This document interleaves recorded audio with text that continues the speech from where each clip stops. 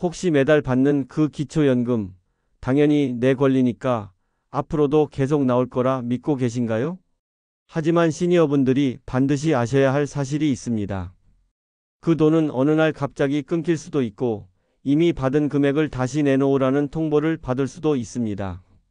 이 영상을 끝까지 보시면 그 위험을 막고 기초연금을 지키는 구체적인 방법을 알게 됩니다.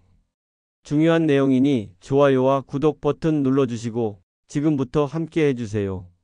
혹시 지금 기초연금 받으면서 나는 괜찮겠지 하고 계신가요? 바로 그 생각 때문에 문제가 생길 수 있습니다.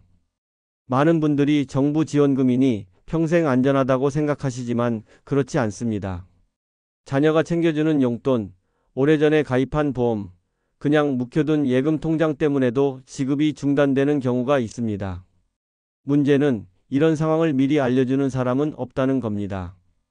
그래서 실제로 수백만 원을 돌려달라는 통보를 받고 충격에 빠지는 시니어분들을 상담 현장에서 저는 여러 번 마주했습니다. 안녕하세요. 저는 윤재호 법무사입니다. 30년 가까이 법률 상담을 하며 수많은 시니어들의 연금과 복지 문제를 다뤄왔습니다. 그 과정에서 안타깝게도 연금을 놓친 분들과 반대로 철저히 준비해 끝까지 지켜낸 분들을 모두 봤습니다. 사실 저도 은퇴가 머지않은 세대라 이 문제를 누구보다 실감하고 있습니다. 그래서 오늘은 전문가 시선뿐 아니라 같은 시니어의 입장에서 정말 중요한 이야기를 해드려야겠습니다. 제가 상담실에서 가장 많이 듣는 말이 있어요. 법무사님, 저는 소득이 없으니까 기초연금은 당연히 나오겠죠? 이런 질문을 정말 많이 받습니다. 그런데 이 생각이 바로 가장 위험한 출발점이에요. 실제로 이런 생각 때문에 연금을 놓친 시니어들을 상담하면서 정말 안타까운 순간을 많이 봤습니다. 왜냐하면 정부가 보는 소득과 우리가 생각하는 소득이 완전히 다르거든요. 월급이 없다고 해서 끝이 아닙니다. 정부는 소득인정액이라는 복잡한 계산식을 써요. 여기엔 실제 소득뿐만 아니라 재산도 포함됩니다. 집이 있으면 그 집을 월 소득으로 환산해서 계산해버려요. 은행 예금도 마찬가지고요. 계산 방식은 지역별로 다릅니다. 거주지에 따라 공제액이 다르고 공제 후 남은 재산의 4%를 적용해서 매달 소득이 있는 것처럼 계산합니다. 저는 실제로 상담실에서 중단 통지서를 받고 당황하던 시니어를 봤습니다. 저는 달라진 게 없는데 왜 갑자기 안 나와요? 라며 하소연하시더라고요. 더 중요한 건 이 계산은 매년 다시 한다는 겁니다. 재산이 조금만 늘어나거나 이자 수입이 생기면 기준을 넘을 수 있죠.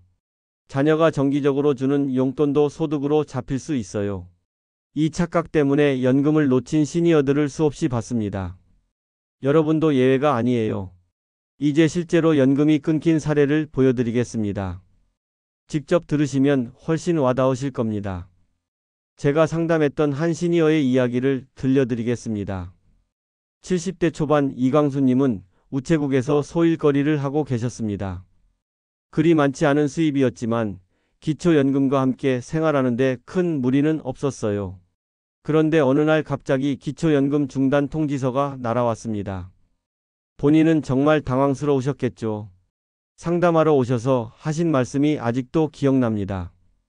법무사님, 저는 달라진 게 없는데 왜 갑자기 끊겼을까요? 하던 일도 그대로 하고 있고 특별히 달라진 소득도 없는데 말입니다. 자세히 살펴보니 문제가 보였습니다. 소득인정액 재산정 과정에서 여러 소득이 누적되면서 기준을 초과한 거였어요. 우체국 소일거리 소득에다가 자녀분들이 정기적으로 드리는 용돈, 그리고 예금에서 나오는 이자 소득까지 모두 합산되었습니다. 혹시 여러분도 지금 자녀가 드리는 용돈과 예금 이자가 합쳐져 계산되는 걸 모르고 계시진 않나요? 각각은 작은 금액이었지만 합치니 소득인정액 기준을 넘어버린 거죠. 어르신은 자식들이 주는 생활비도 소득이라고 하나요? 라며 이해하기 어려워하셨습니다. 하지만 정부는 정기적이고 지속적인 금전 지원은 모두 소득으로 계산합니다. 더욱이 소득인정액은 매년 다시 산정되기 때문에 작은 변화들이 누적되어 어느 순간 기준을 넘을 수 있어요. 본인은 특별히 달라진 게 없다고 생각하지만 정부의 계산은 다른 거죠. 달라진 게 없는데 왜 끊기느냐며 하소연하시던 모습이 아직도 기억납니다.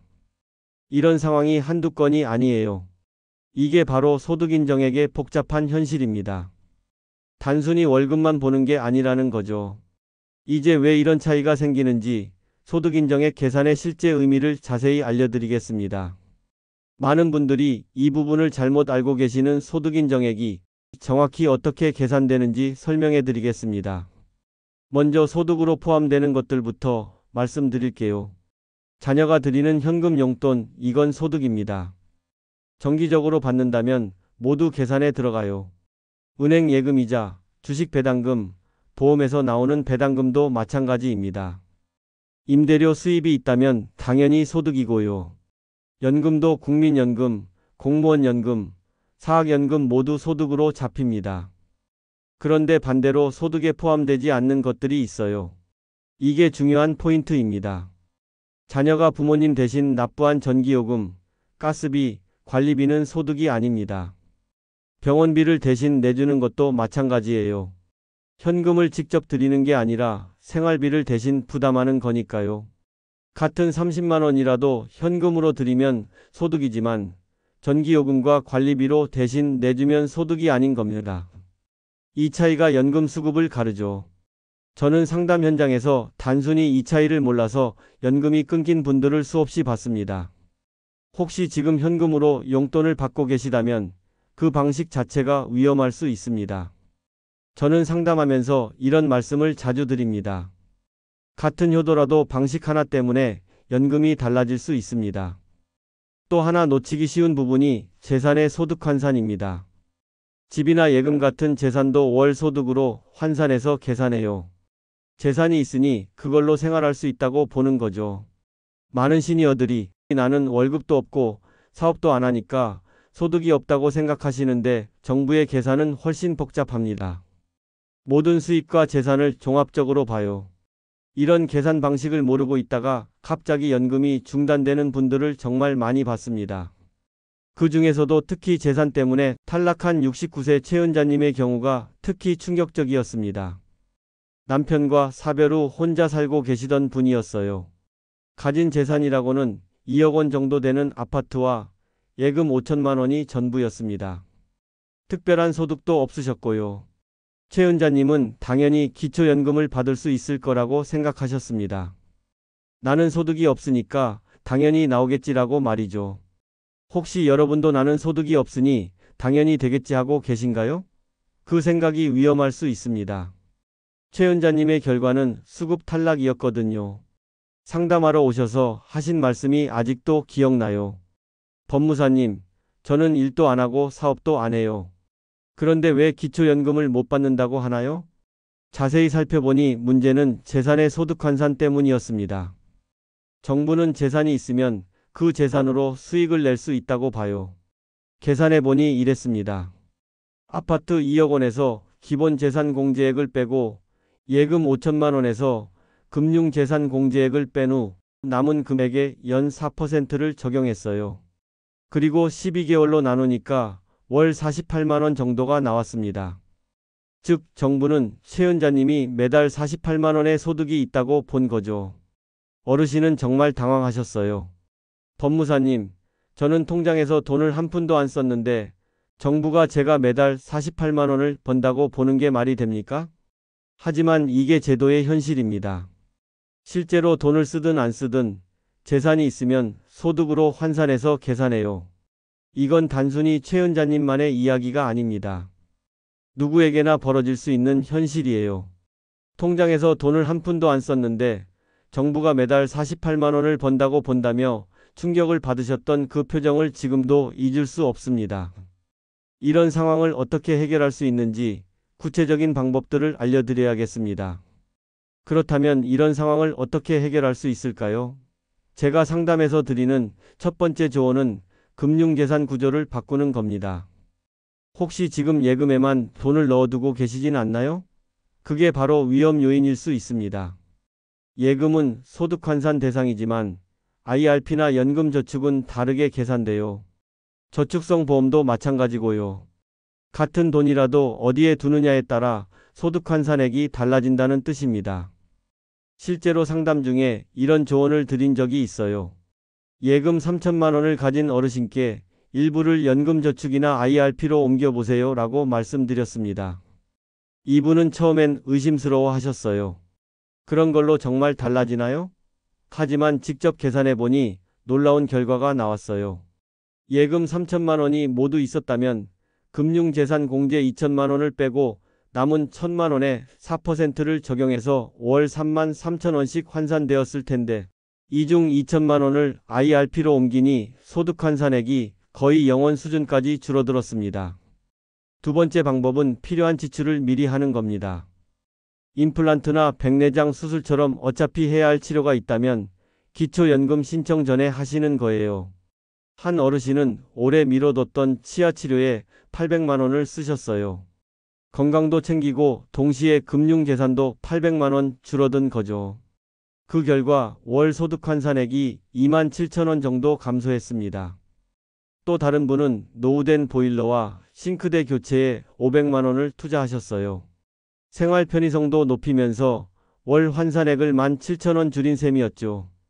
여기서 핵심은 필요한 지출이라는 점입니다. 무작정 돈을 쓰라는 게 아니라 건강이나 생활에 꼭 필요한 부분에 투자하는 거예요. 세 번째는 보험 상품 활용입니다. 일반 예금보다는 연금보험이나 종신보험 같은 상품이 소득 환산 시 더 유리해요.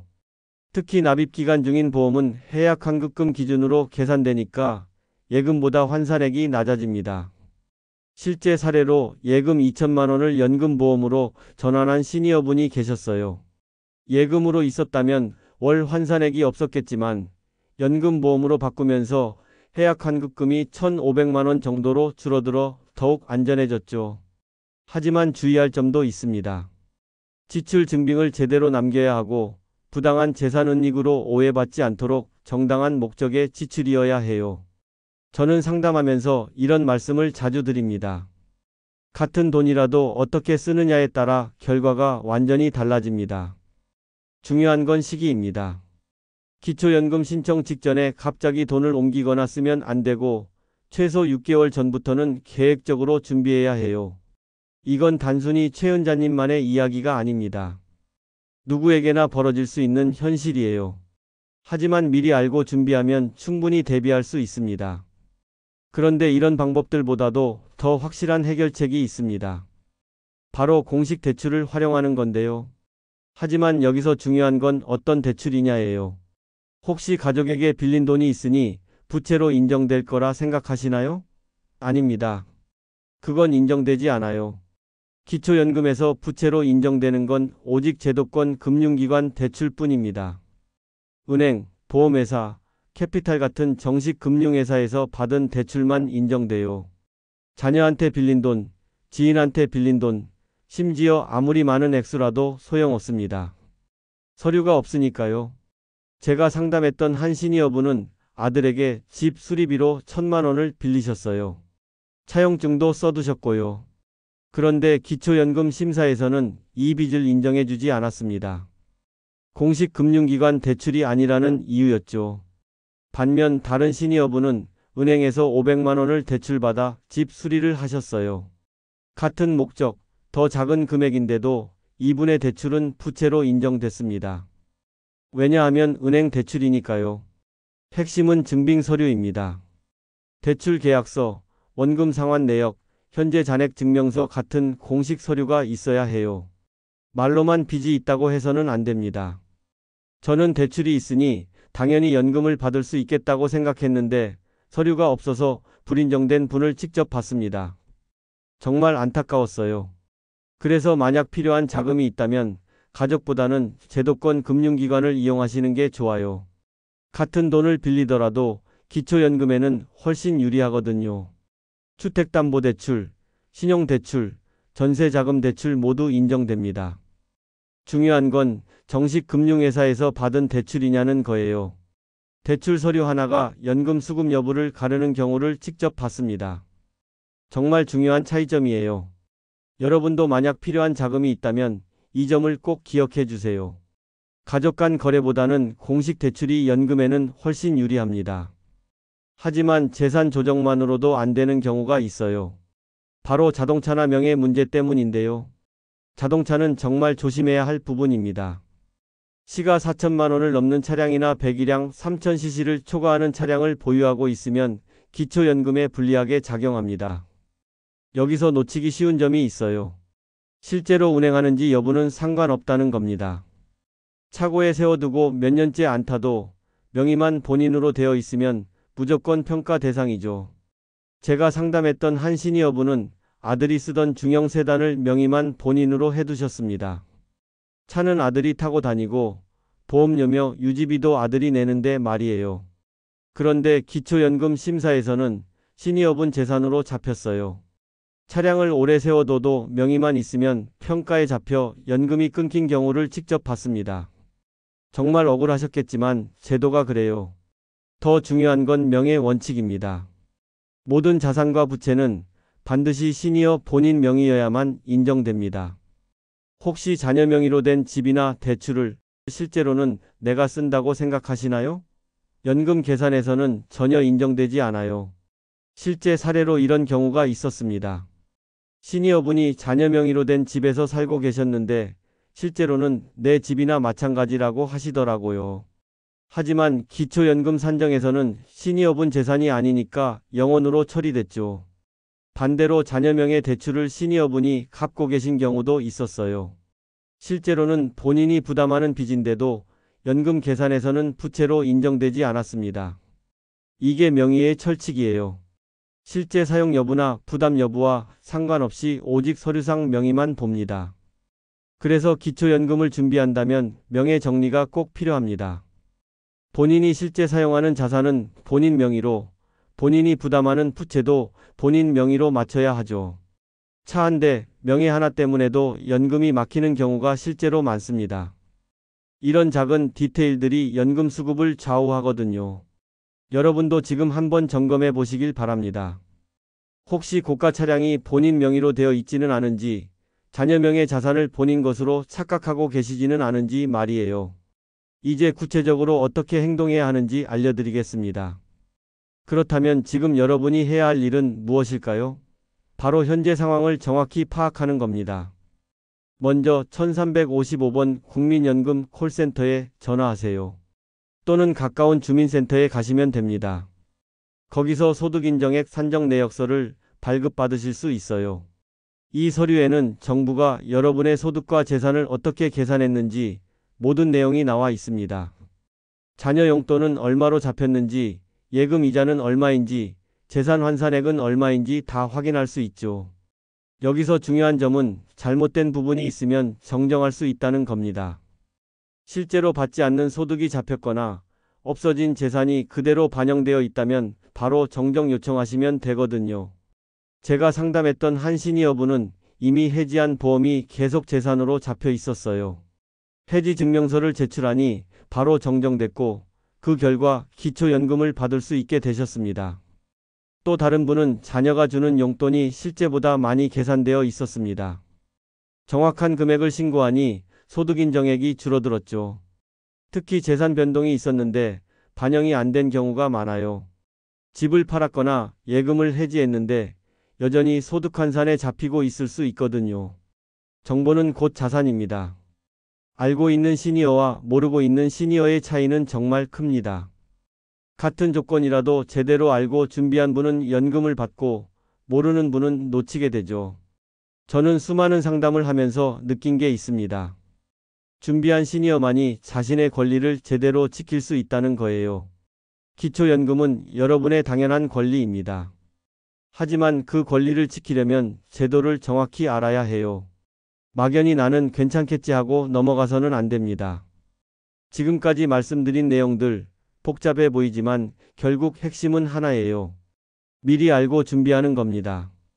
여러분의 소득인정액이 어떻게 계산되고 있는지 지금 바로 확인해 보세요. 혹시 놓치고 있는 부분은 없는지, 조정할 수 있는 여지는 없는지 점검해 보시길 바랍니다. 한 번의 점검으로 평생 받을 연금이 달라집니다. 이건 반드시 챙기셔야 합니다. 오늘은 기초연금에 대해 말씀드렸는데 앞으로 상속세 절세 방법에 대해서도 중요한 이야기를 나눠보겠습니다. 여러분의 소중한 재산을 지키는 방법들 말이죠. 그리고 마지막으로 꼭 부탁드립니다. 이 영상을 가족이나 지인과 함께 공유하세요. 여러분의 작은 나눔이 누군가의 노후를 지켜줄 수 있습니다.